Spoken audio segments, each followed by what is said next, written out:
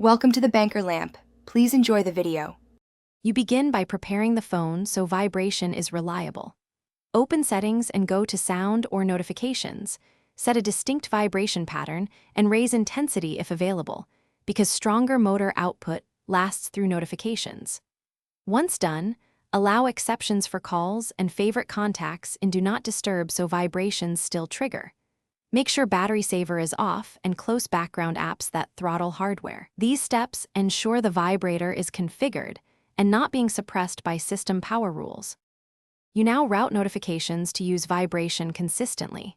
For each critical app, open its notification settings and enable vibration, selecting the pattern you set earlier.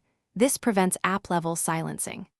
Once done, mark important contacts as priority so their calls and messages bypass Do Not Disturb and still vibrate. Make sure lock screen notifications are visible and check accessibility vibration settings.